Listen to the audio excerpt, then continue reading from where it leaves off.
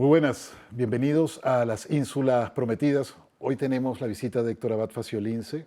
Nacido en Medellín en 1958, estudió lenguas y literatura modernas en la ciudad de Turín. Es autor de títulos como Asuntos de un hidalgo disoluto, Tratado de culinaria para mujeres tristes, Fragmentos de amor furtivo, El olvido que seremos. Fue ganador del primer premio de narrativa innovadora Casa de América. Su obra ha sido traducida a 15 idiomas y ha publicado recientemente Ahora y en la Hora. Bienvenido, Héctor. Muchas gracias por invitarme. Una inmensa alegría tenerte aquí. Lo primero que debo hacer es evocar una escena. Hay un escritor, está en una pizzería en Ucrania, reunido con un grupo de personas. Este escritor, para poder escuchar mejor la conversación, debe cambiarse de sitio. Sí. Y cae un misil ruso, insisto, sobre una pizzería. Es muy importante ese detalle. Allí mueren unas 12 personas y hay más de 60 heridos. Y la escritora Victoria Amelina, que es la que estaba frente a este escritor, fallece. El escritor eres tú. Y has escrito un libro doloroso, necesario y terrible sobre un momento que pocos seres humanos queremos vivir. ¿En qué momento te diste cuenta que necesitabas escribir este libro en concreto? Bueno, yo no fui a hacer un viaje de trabajo, no fui a hacer un viaje para escribir un libro de viaje. Yo fui a presentar un libro en la Feria del Libro de Kiev, a presentar la traducción del olvido que seremos. Tenía miedo de ir incluso a la capital, pero mis editoras, jóvenes editoras ucranianas, vivían ahí, tenían una editorial como un acto de resistencia que se había llamado Macondo y después Compás. Entonces acepté ir. Y luego unos compañeros con los que fui, con los que presentamos también en la feria, un movimiento de latinoamericanos a favor de Ucrania que se llama Aguanta Ucrania. Me dijeron, una periodista de guerra, Catalina Gómez, y el excomisionado de paz de Colombia, Sergio Jaramillo, me dijeron, pero en Kiev no se siente tanto la guerra, yo creo que debemos ir más así cerca del frente a documentarlo. Yo no quería, traté de sacar todas las disculpas posibles. Yo no soy, pues no soy un valiente, ni mucho menos.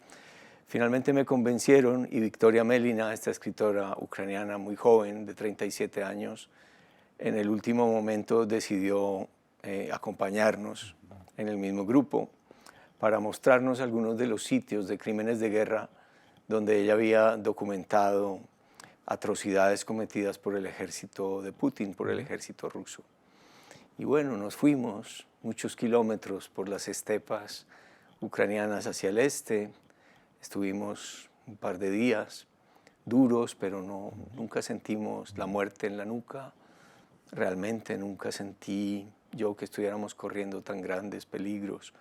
Y al final, para agradecerle a ella, su compañía, su guía, pues fuimos a una pizzería, sí, la última noche antes del toque de queda.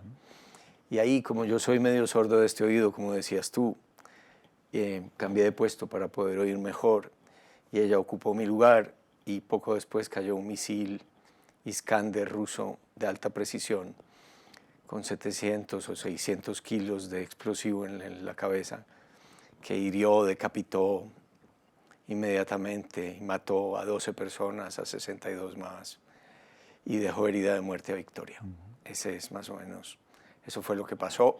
¿En qué momento pensé yo que lo debía escribir? Bueno, en el momento en que me di cuenta de que ella tenía la edad de mi hija, de que ella era escritora, de que ella había abandonado la literatura para dedicarse a documentar seriamente crímenes de guerra, que solo de vez en cuando escribía poemas, que había dejado a su hijo de 12 años o de 11 en Polonia para poder dedicarse a esto. Su marido vivía afuera y que ella ya no podía seguir haciéndolo y que como ella documentaba crímenes de guerra, pues yo tenía como mínimo la responsabilidad y el deber de documentar el suyo. Por eso resolví no escribir un libro de viajes, sino hundirme en el infierno del recuerdo de de una guerra horrible, de una invasión absurda, y tratar de contarla. Fíjate que son momentos que a mí me resultaron muy, muy conmovedores, porque haces varias referencias, varias conexiones con tu propia familia. Y tu hijo creo que nace en la fecha, alguna fecha también importante. En la fecha del Maidán, sí, 24 de agosto. De agosto. Claro, y eso te llega de otra forma. Cuando empiezas a ver allí que estás asociando con, y luego a la asociación de edades de tu hija con esta muchacha que fallece y frente a ti. Es un libro de una profunda tristeza, pero también de una profunda empatía que nos hace ver un poco que esto nos puede ocurrir a cualquiera de nosotros, depende del lugar donde hayamos nacido. Sí, es rara la vida. Además, los seres humanos tendemos a buscar formas y coincidencias en las nubes, en las rayas del piso, en el aire, en la cara de los amigos, en las fechas. Y cuando pasa algo muy grave, esta búsqueda de casualidades, de azares, de simetrías, se vuelve muy obsesiva. Yo creo que también me obsesioné un poco buscando coincidencias, pero hallándolas cada vez más tremendas. Por ejemplo, es como normal que los más viejos sean los que se mueran antes y los más jóvenes después. Uno piensa que ese es el orden del mundo, así no lo sea. Yo era el más viejo de la mesa, probablemente uno de los más viejos del restaurante. En las guerras hay mucha gente joven. Y que muriera alguien de la edad de mi hija, era espantoso que murieran unas gemelas de 14 años adentro, que un bebé de 8 años perdiera un pedazo del cráneo en la misma explosión. Todo era horrible. Después de publicar el libro, me escribió hace poco un amigo y me dijo, pero mira qué curioso, de todos los muertos de la pizzería, de los 13 muertos de la pizzería, éramos 13 como en la última cena, la más vieja de todas era Victoria. Todos los otros muertos eran muchos niños y gente mucho más joven. Es increíble. Pasan cosas, no sé, volví y yo nunca me había casado en la vida y me casé. Y yo heredé de mi mamá el anillo de su padre, que ella no había conocido, de matrimonio. Y dije, bueno, pues ya que tengo el anillo de mi abuelo, me lo voy a poner. Y lo miro y adentro dice el nombre de mi abuela, Victoria, y una fecha, 1923, un siglo antes. Entonces, claro, entonces la tendencia, como te digo, es a tener un tipos de sentimientos muy raros. Unos muy desagradables, como tener, no sé, tener culpa, tener algo que detesto, que es la autocompasión, no quería sentirla, pero tener también cosas como incluso peores, como yo que he sido una persona racional, trato de vivir con un pensamiento racional, científico, ilustrado, cero religioso, empiezo a tener como fantasías raras, fantasías casi místicas, como de que Victoria me posee, como que Victoria me dicta el libro. Porque ella, por ejemplo, había reemplazado a un poeta, Volodymyr Vakulenko, que los rusos habían secuestrado, torturado, asesinado, y ella había encontrado los diarios de él que había dejado enterrados en un jardín, y ella fue a recibir un premio a nombre de él y hablaba por él, y en su discurso decía, estoy aquí hablando a nombre de mi colega Volodymyr Vakulenko. Entonces yo me sentía que yo también tenía que hablar a nombre de ella, a nombre de Victoria, y a nombre de mis amigos, de los que murieron conmigo, digamos, y no nos morimos en esa hora y en la hora. Hay eso que has mencionado, de esos arrebatos o esos parpadeos místicos, siendo, en fin, una persona amante de la ilustración, se ve, hay una parte muy conmovedora, que estás hablando de un actor que finalmente va a la guerra y muere en la guerra y dice, si yo pudiera rezar, rezaría por él, ¿no? Me resultó profundamente conmovedor porque pensé, la idea de Dios cuando ves algo como lo que tú viviste, o para ellos que están viviendo una guerra, debe parpadear dentro de la cabeza de uno. No sé de qué manera, pero lo sentí en tu necesidad de rezar. Bueno, escribir es rezar, recitar es rezar. yo me aprendo poemas de memoria para rezar. Es mi manera de rezar, recitar a los poetas. Pero en este caso es que yo fui a una obra de teatro en Kiev, una obra de teatro en inglés del compañero de una de mis editoras que dirige el teatro inglés de Kiev, y representaban una obra de una pareja de soldados en la guerra que se enamoran, una pareja de soldados gays, un tipo de obra que obviamente en Rusia no se puede representar. En Rusia tú no puedes publicar novelas con personajes gays. En Rusia creen que es una burla llamar a Europa gay Europa, porque esto es una tierra inmoral, Europa, donde estas cosas, estas aberraciones sexuales y morales se permiten y no en la recia y casta Rusia. Y saber que uno de estos actores que participó tuvo que ser reclutado y en la primera batalla muere. Después de yo haberlo visto actuar, sí, que puede uno rezar, que puede uno recitar algo. Me pasaron cosas hasta más raras, me pasaron pues lo que yo sentía realmente durante los meses en que estuve escribiendo este libro, que no escribí para sanarme, sino para enfermarme más. Pues no para enfermarme más, sino que escribirlo me enfermaba más que sanarme.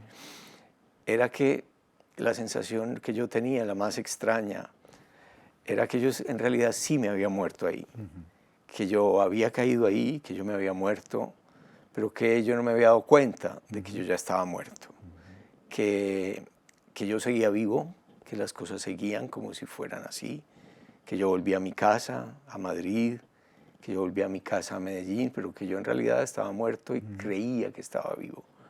Yo había leído un viejo ensayo de Borges muy bonito sobre un místico sueco, Emanuel Swedenborg, donde él tiene una teoría parecida. Él dice que cuando uno se muere, uno no se da cuenta de que se muere, y que uno no tiene un juicio y se va para el cielo o para el infierno, sino que uno se muere y uno se va dando cuenta, según lo que vive, según lo que escoge, según lo que hace, uno se va dando cuenta si uno está entrando en el cielo o en el infierno.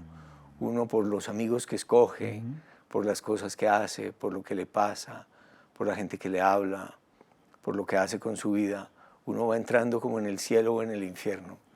Entonces yo en este delirio medio místico que tenía, pensaba, no sé, estoy muerto, pero a veces me sentía en el infierno y a veces me sentía en el cielo.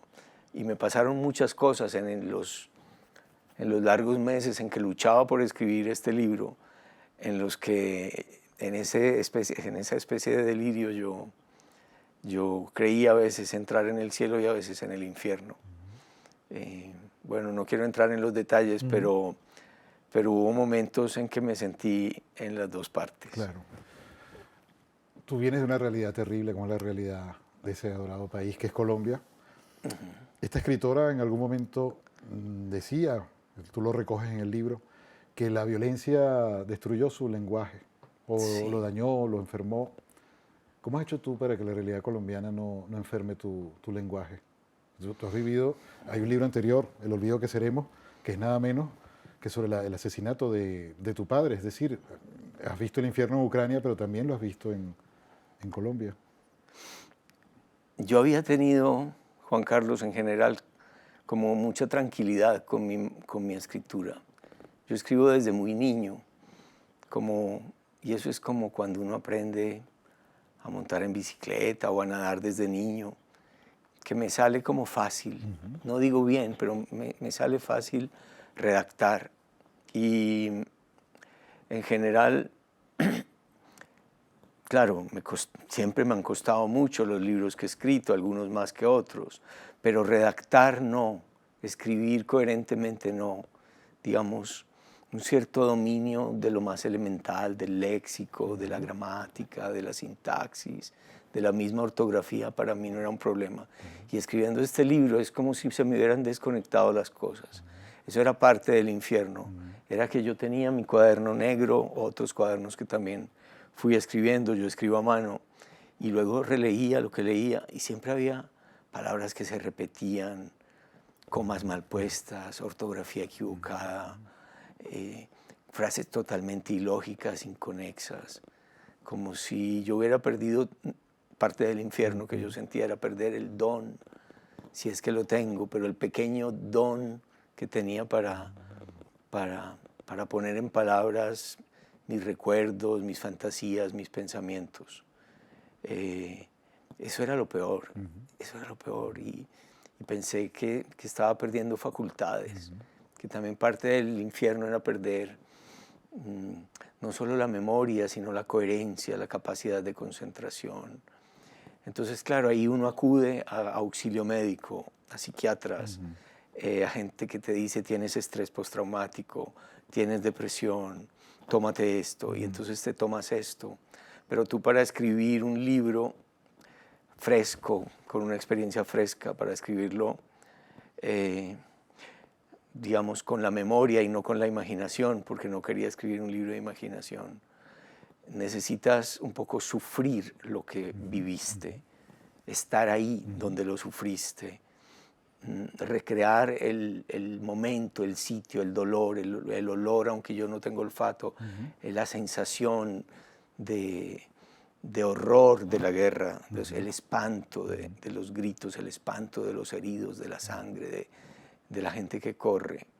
Pero entonces los químicos que te dan ahora, que son muy avanzados, como que se cruzan y te impiden sentir eso que tú necesitas sentir para poder escribir vívidamente lo que tienes que escribir. Entonces había también dentro de mí una tormenta, la tormenta, digamos, la tormenta mística del desorden cósmico, de que las cosas sean tan horribles y todo pase mal y el mal exista y haya una persona, una especie de demonio que encarnado, que para mí está representado por este señor que gobierna en Rusia, el nuevo zar Putin, y que él dominaba todo y era capaz hasta de dominar mi lenguaje, mi capacidad de expresarme. Entonces ahí también caigo en esta otra cosa, en una idea judía del dibuk, del fantasma o el espíritu de Victoria que está ahí, que se mete en mi casa y que empieza a ayudarme.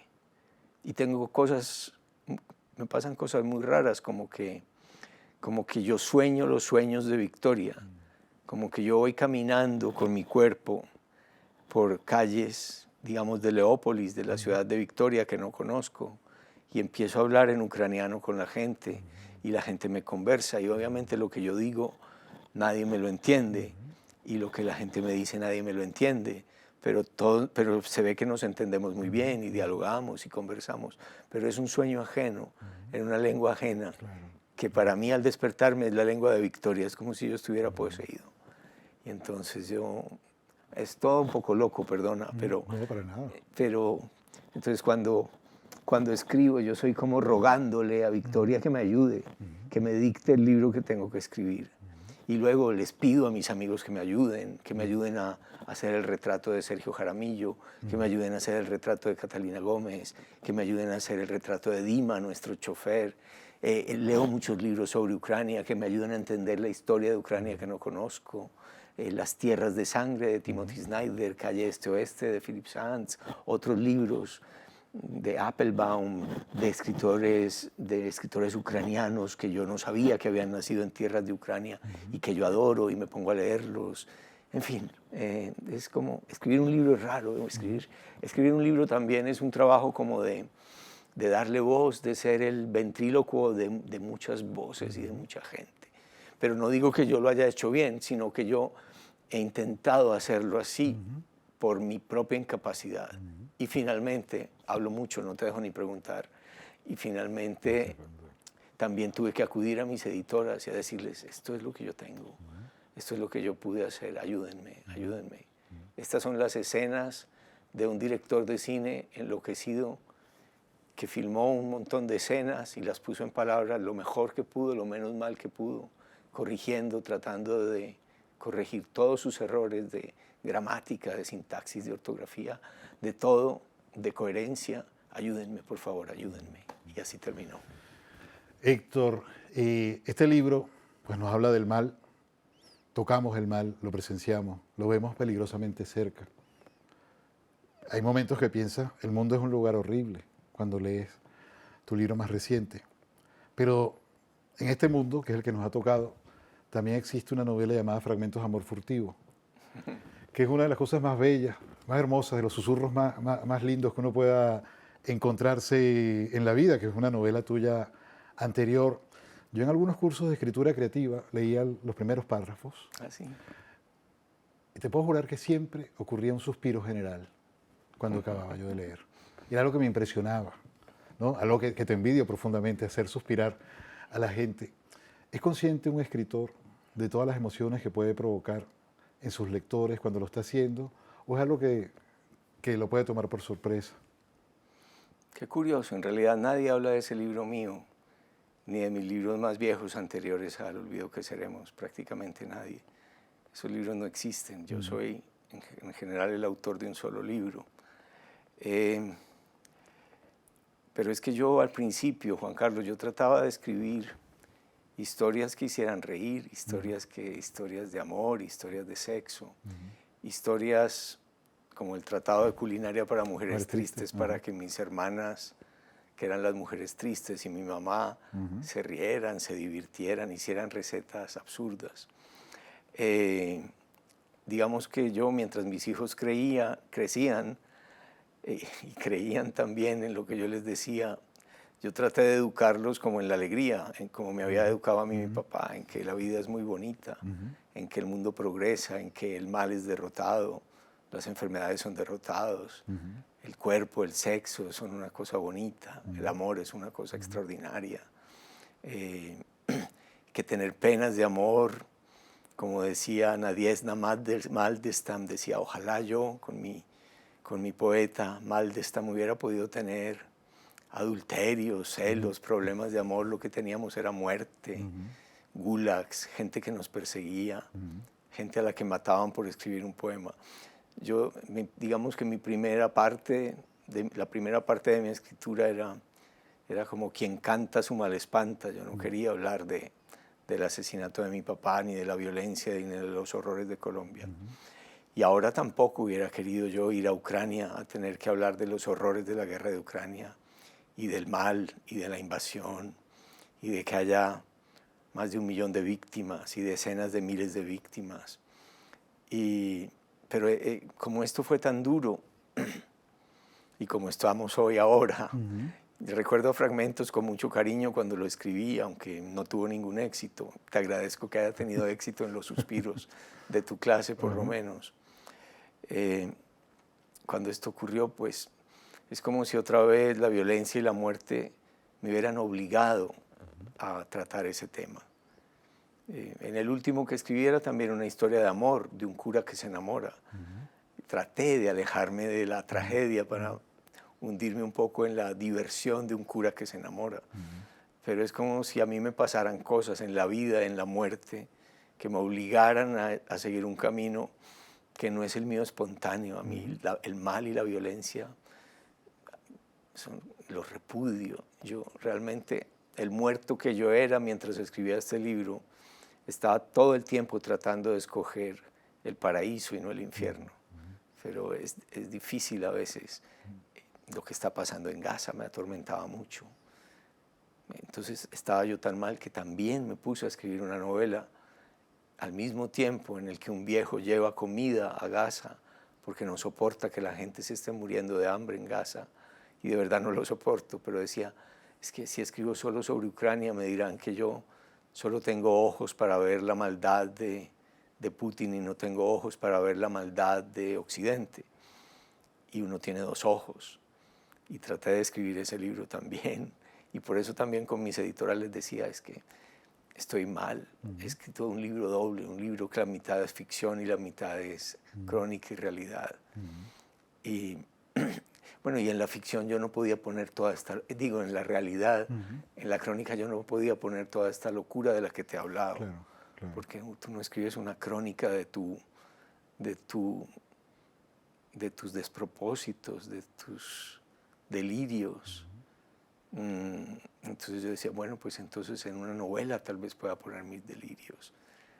Y en fragmentos lo que ponía eran mis delirios de celos y de amor. Bueno, pero también en este libro terrible que has escrito hay una parte que citas tu diario el día que nace tu hija hablas de una luna serena.